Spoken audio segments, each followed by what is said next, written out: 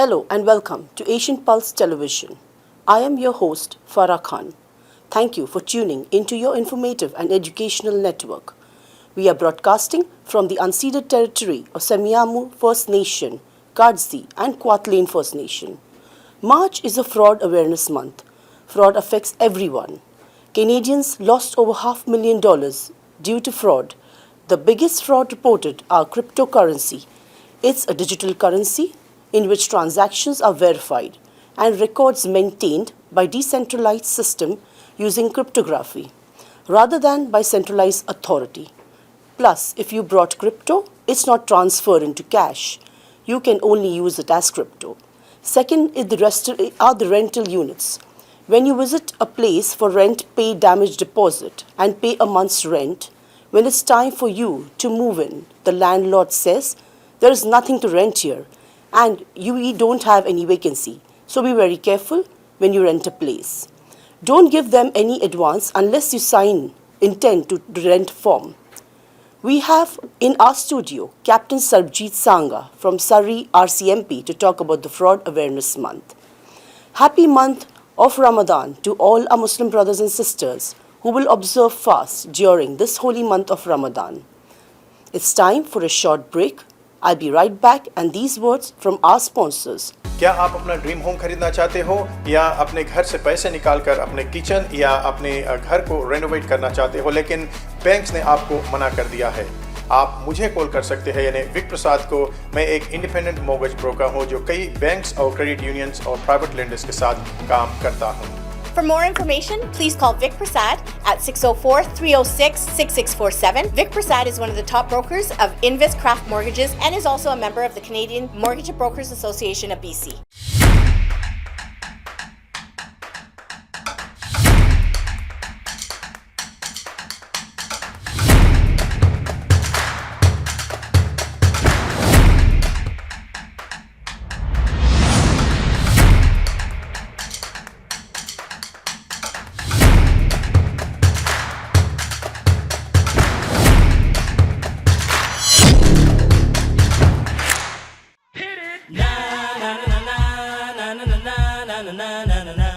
For any kind of visa-related services, contact Milky Way Immigration, a galaxy of opportunities located at Unit 209-9547 152 Street, Surrey, BC. They have licensed immigration consultants, placement officers, and LMIA experts to meet your immigration and recruitment needs. Book one-time free consultation either on Facebook or by calling 604-396-0005. Thank you, sponsors. If you would like to be our sponsor and provide sponsorship to any segment of this show, get in touch with Camilla by calling her number 604-537-5123. We have in our studio Captain Sarbjeet Sangha, media spokesperson from Surrey RCMP, to talk about the Fraud Awareness Month. Have a look. Hello and welcome to Asian Pulse. Thank you for tuning in today. And today we're going to be talking about a very important issue that sometimes we don't think about, but it does impact or affect all of us. And with that, like as we say, March is Fraud Awareness Month. And during Fraud Awareness Month, I have invited Corporal Sarbjeet Sangha, and she's in our studios to talk about what are some of the frauds that they hear about that is taking place and how could you protect yourself from all these kind of frauds. So sorry, I didn't say your name right. Your name is Sarbjeet Sangha. That's right, Sarbjeet Sangha. That's right. Thank you. And she's a spokesperson for the RCMP in Surrey. Thank you for coming in today. Thank you for having me. Yeah. So today, as you know, and I have seen you in other channels and all that you are talking about March being the Fraud Awareness Month. So you, as the RCMP, and when people get fraud or scammed, do they really call the cops to complain about what has happened to them? Yes, they do, and we receive a lot of reports, and the media release that we had sent out recently, this was main focus was cryptocurrency, because we have from last year over $12 million losses to members of our community from cryptocurrency. Last year we had 229 reports, which included cryptocurrency, and most of the scams that happen with cryptocurrency are investment scams. So that's where most of the money is being lost, where when people invest into cryptocurrency not actually understanding how this investment work and who's actually behind that screen that they are investing with. When they look at a good opportunity, sometimes it comes over social media, sometimes it comes from a friend of ours, or an intimate partner that we have met online that tell us about this great opportunity where they convince us to invest money. And usually once this money is invested into crypto, you are not able to take that money out into, if let's say if you invested $20,000 into crypto and now you have made gains into that crypto, now that money has become 40,000. You can't actually take those $40,000 out into real cash. It's 40,000 in cryptocurrency, and you can only use it as crypto wherever crypto is being used. And as we know, cryptocurrency is not widely used. Only a few places where you will be able to actually buy something using cryptocurrency. So investment scams with crypto are very complicated. So we suggest that people do their own research and always invest with somebody that is validated by a Better Business Bureau. If this company that you're investing with does not show up on Better Business Bureau, there's a chance that it might be a scam. And with cryptocurrency, once your money is gone, it is very hard to recover it.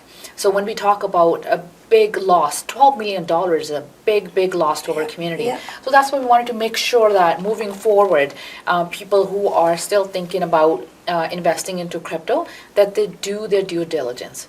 Do your own research, look up this company, and also making sure that this company is not going to scam you of your money. When you invest it, that you'll be able to get your return back.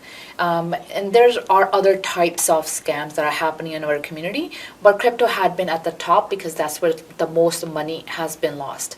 And so 12 million was last year. We're just talking about the 2 months. So who does this? Is it's set an age, like 20 to 50? I mean, what is the age demographic? There is no age limit. I mean, when we talk about who has the money, right? Yeah, okay. Obviously, somebody who's looking into investments has some money saved up where they want to get a good return on their investments, right? So it's usually people, adults that are investing into, sometimes retiree that they have a money saved up and now they want to, double their money, and somebody telling them about this really great opportunity where they will be able to invest and get, double their money overnight, pretty much, right?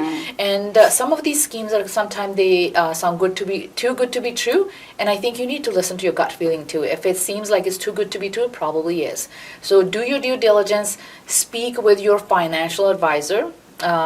You don't have to be super rich to get a financial advisor. Everyone has a bank, and most of the banks have financial advisors. You can talk to them and talk about, this company that you found you want to invest with, is it a good idea or not? They'll be able to do checks and balances for you before you actually put your money.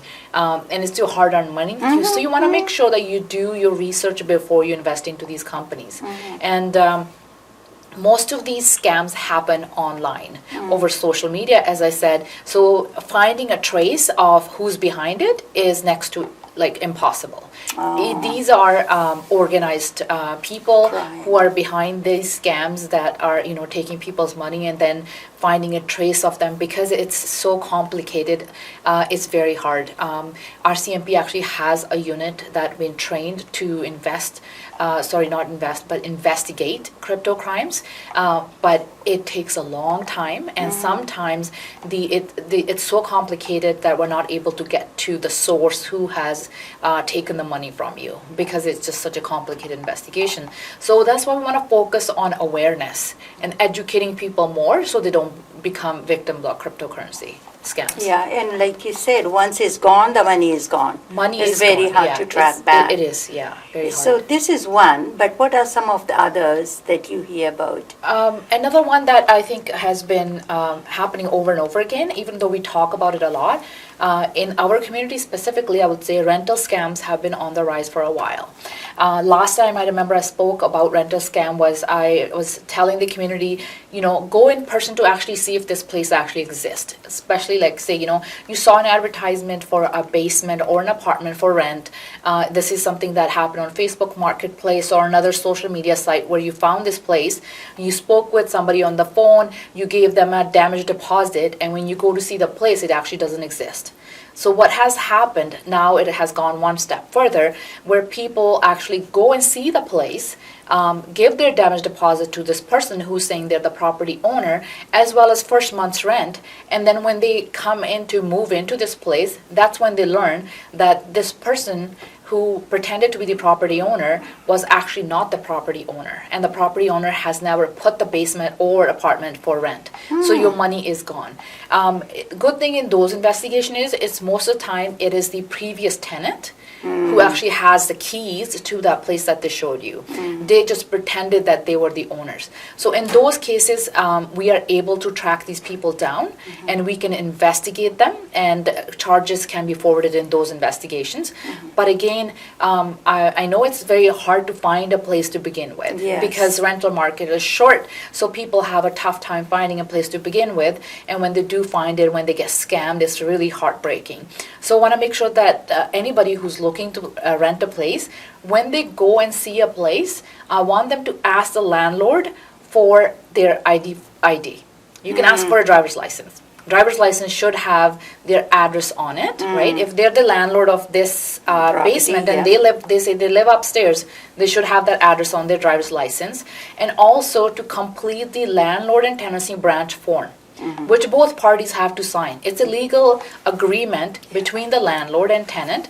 Once you complete that, that landlord is now bound that whatever money you gave them, that they have signed off on that paper that I am renting this place to you, so that you don't get scammed. So I urge our community to take those precautions so you don't become victim of those rental scams that are happening a lot.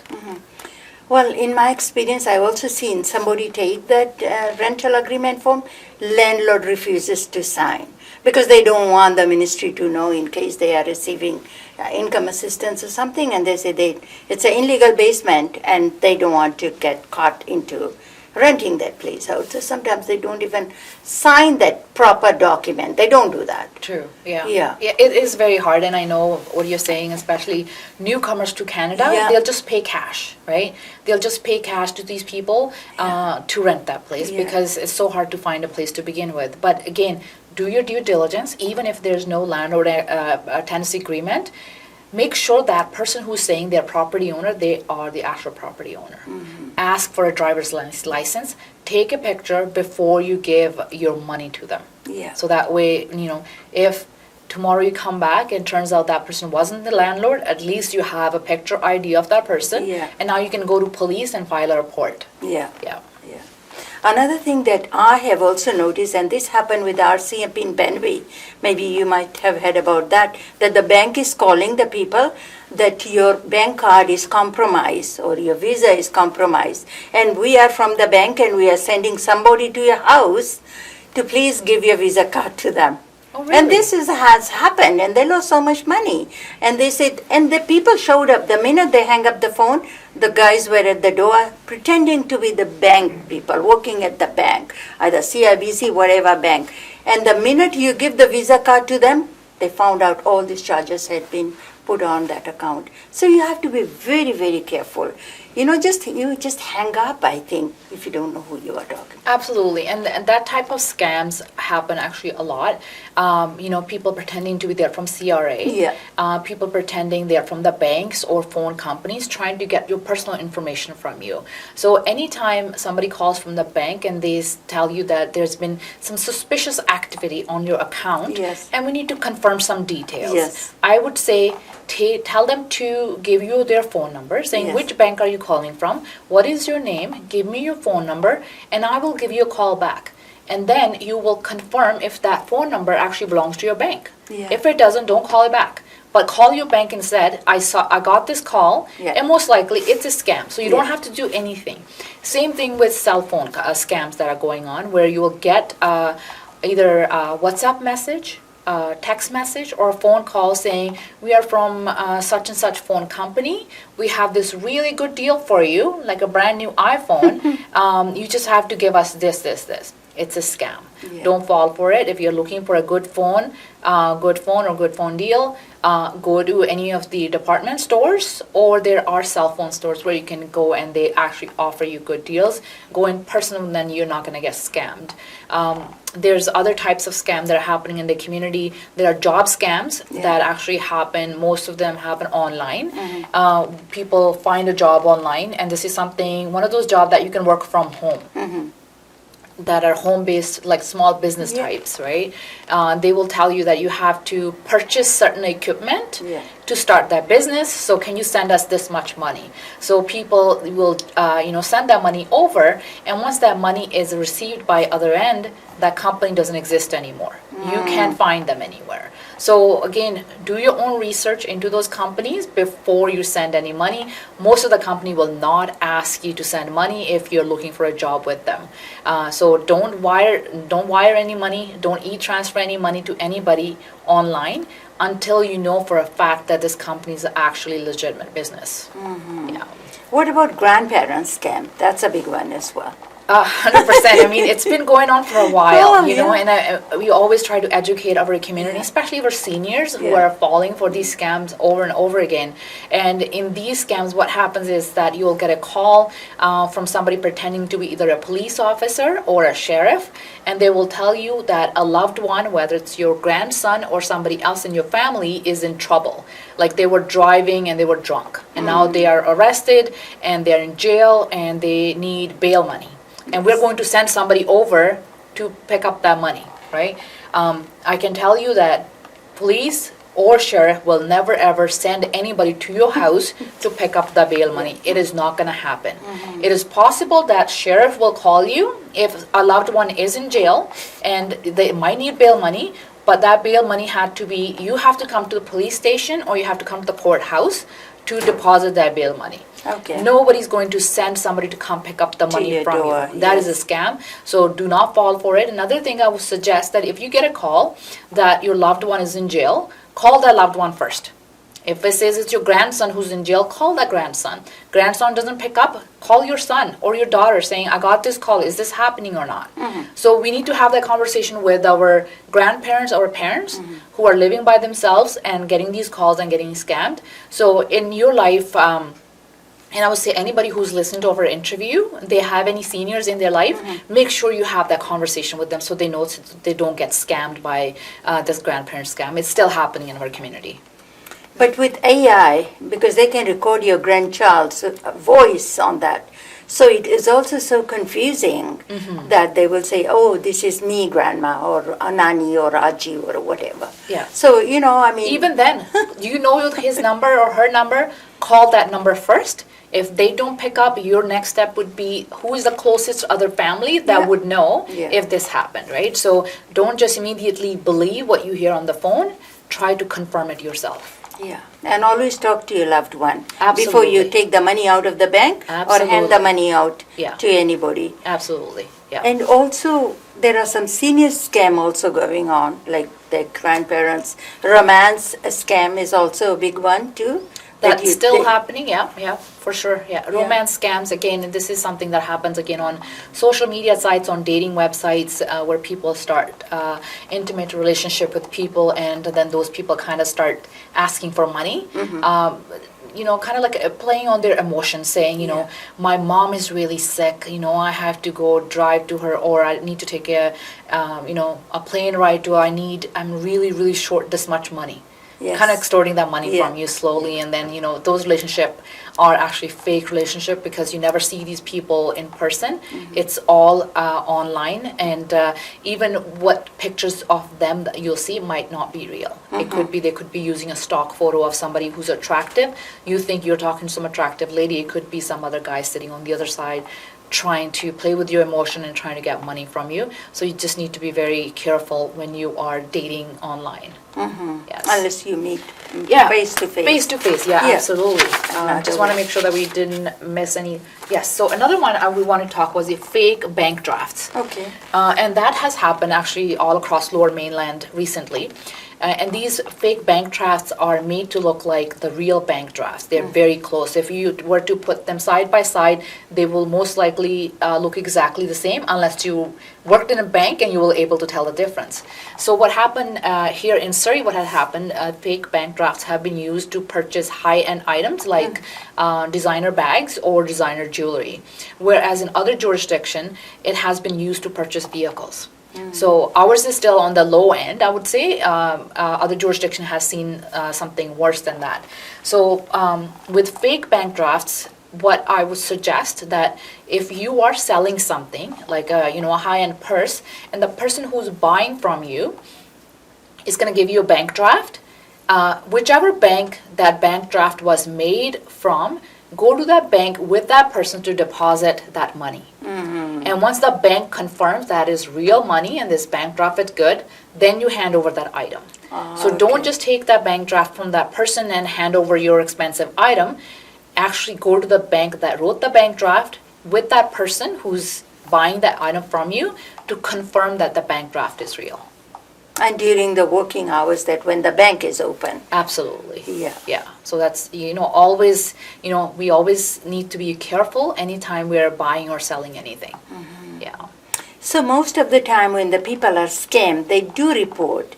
Or what percentage of people do go to the police and report? Because there are so many times when, even if it was me, I get scammed and I said, oh my goodness, what did I do? The embarrassment, my family will judge me. And sometimes they don't do it. But always remember that it's not your fault. Absolutely. Yeah. It could happen to anybody. Yeah. And by reporting it to the police, you are not only helping yourself, but others from becoming victims.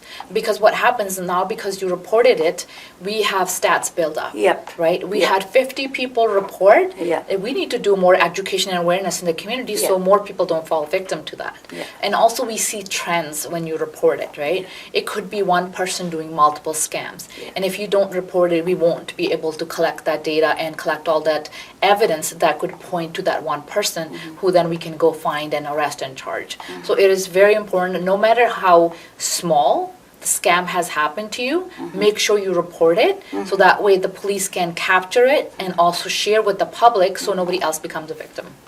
And I'm pretty sure that you said there were $12 million has been scammed. These are just the reported case. And like so many times, people feel so bad about themselves and they don't want to go to the police at all. And they said they will never recover, why bother even reporting?